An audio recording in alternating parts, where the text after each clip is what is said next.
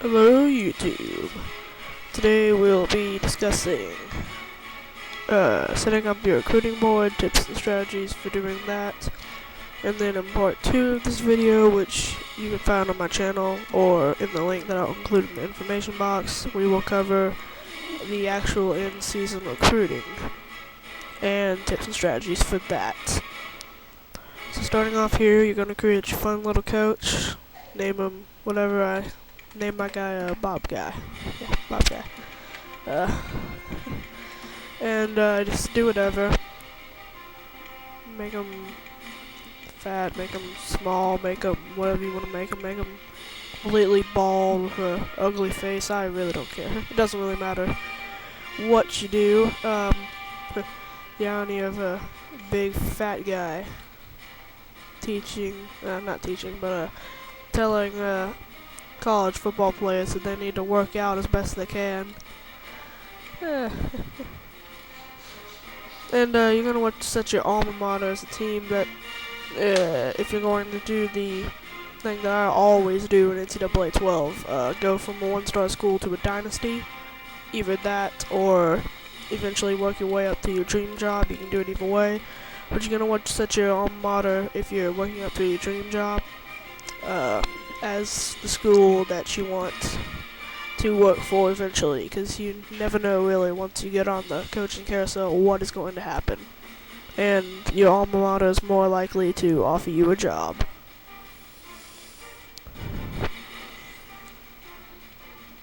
As you see, I'll go down to the one-star teams. My personal favorite to take from one-star to Dynasty has always been Army, but I'll just kind of leaf through here. As you can see, not many good teams, not tied to bowl BCS conferences really, which you want to keep in mind if you want to make it to a BCS bowl or the national championship. It just depends. So you can come down here, just kind of look over your goals and sign your contract. And my guy's signature on here looks like it says Bob, yay. Anyways, so I'm gonna let it autosave and all of that stuff. And then you're just gonna kind of wait for it to move along. And then you'll see me, I forgot to set up the house rules, unfortunately, before I start the season. So I'm gonna go over there and change the house rules. Because you're going to want to use difficult settings on this. Difficult for you, but not frustrating. I always use All-American, and go to 8-minute quarters. And a minimum speed threshold is like, it separates the fast players and the slow players. So your big defensive tackle is not going to catch up to the running back. We still hope the defensive tackle would not catch up to the running back, because that made me question why he's a defensive tackle. So you're going to see me, and this is something you want to do. You want to look over your depth chart to see what you have to work with here. I got 4 halfbacks. God knows why I have 4 halfbacks, but I really don't know myself. So I'll just kind of, look at their stats and, leaf through all these positions here, fullback, and see what kind of depth I have and what kind of talent I'm looking at here, which, considering it's Army, I'm not going to be having much talent, but, hey, work with what you, I don't even know what I was just saying there. You just gotta work with what you have, I guess. And so, go through here and all that fun stuff. And still going through here. Still going. Alright, so, one thing I forgot to discuss. You're gonna want to, you're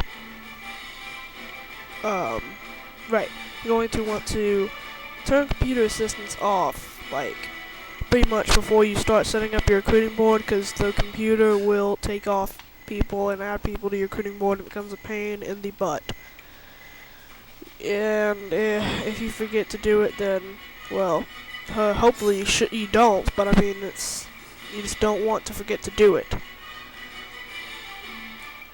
And anyway, so now I'm gonna go over to the recruiting plan and go ahead and turn all the computer assistants off. No point in having it on, and it just, like I said, becomes an absolute pain in the butt. Anyways, and then I'll head back over because you're going to want to do this. You're going to redshirt the players if you have more than 3 in most positions. Like if you have more than 3 quarterbacks or more than 3 halfbacks, fullbacks, you know, that kind of stuff, then you're going to want to redshirt usually the bottommost players, so that way, because it gives them an extra year and it allows them to gain more skill.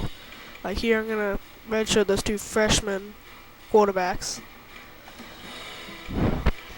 Thought about redshirting the senior. Actually, I did redshirt the senior. And then you're gonna see me redshirt the sophomore. And on positions like the wide receiver, I think I have 8 wide receivers. Can't remember exactly how many. But, yeah, I think about 8. Yeah, I have 8. And, you're going to want to, just go ahead and redshirt 2 of them if you have more than 6, because 6, you want at least 1 extra player to have on there, because you're going to have 5 on the field at one time maximum, and if you have 6 then you still have that depth, or at least semi-depth. But wide receivers don't get hurt that often, at least I haven't had them get hurt that often.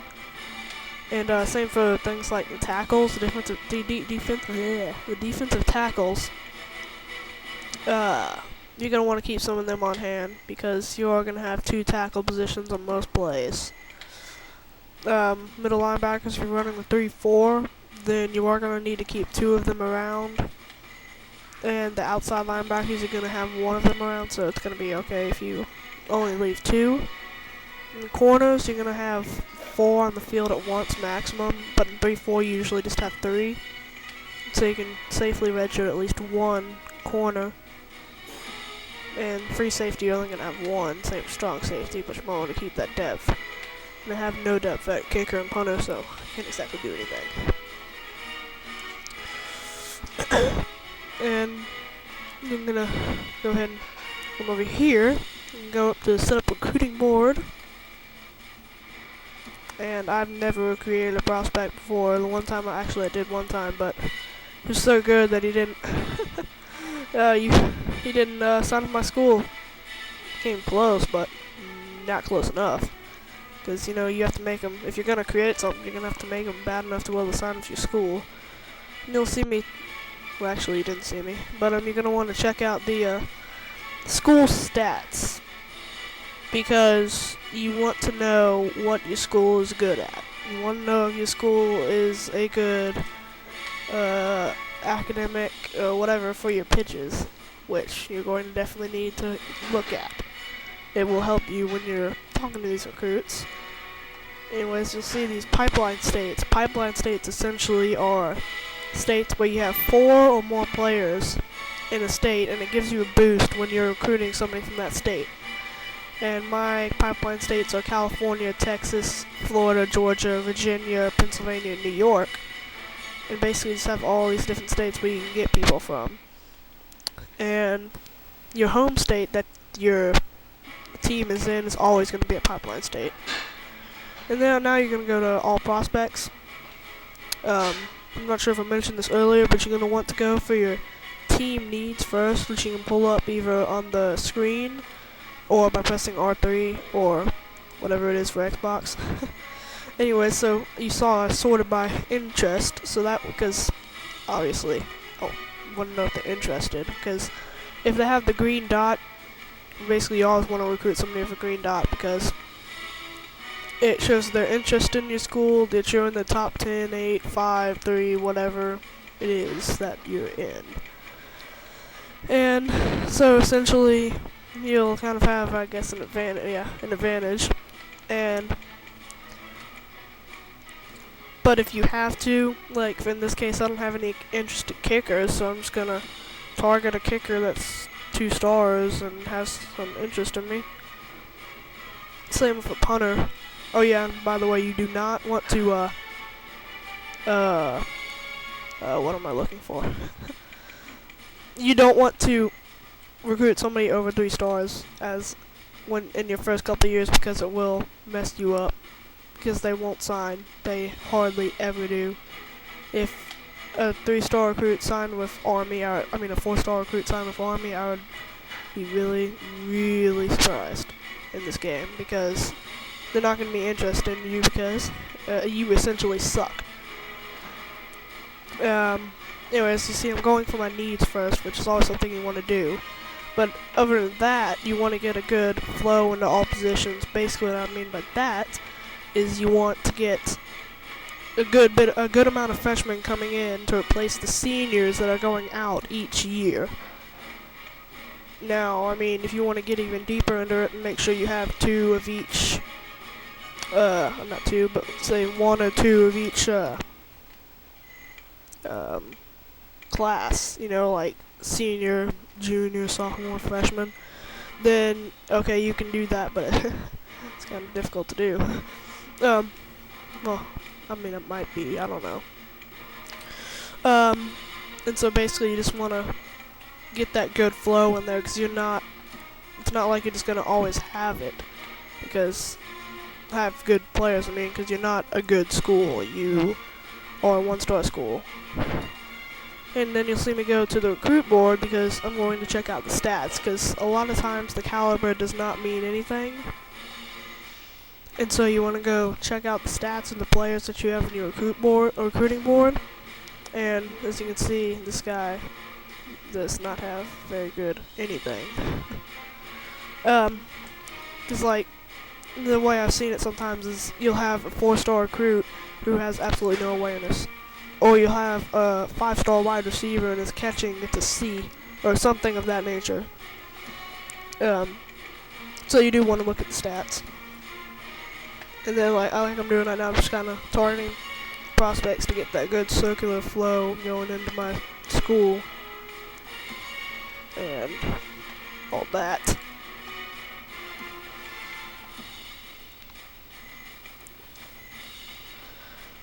And, well, yeah, that's, yeah.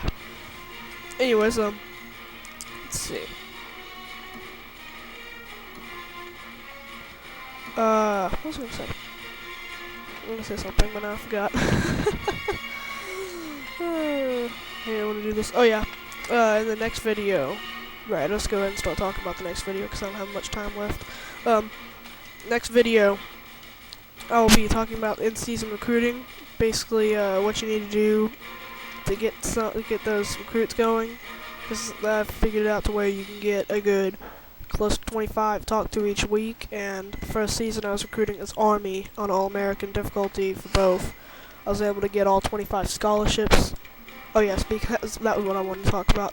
The scholarships. You only have 25 of them, so, you know, having a full recruiting board isn't necessary. Unless, you know that you might not get all them. Oh, okay, so you probably won't know, but, like, if you're sure that you probably won't get more than 15 of them, okay, then sure, you'll have a full recruiting board, but sometimes you just might want to fill it up just because. I mean, just in case. But, I mean, at the end of the first year's Army and another Dynasty I had, I signed all 25, and I still had 5 other people that I was ranked first, and that they had verbally committed to my school, but they couldn't sign because I didn't have a scholarship waiting for them. So that's something you do want to keep in mind when setting up the recruiting board. And, well, actually I don't go to the map, I don't think. No, I don't. But on the pipeline states, remember you gotta get 4 people from each, state, to have a pipeline state. But this video is starting to run a little long, so let's go ahead and sign off. Later, everybody.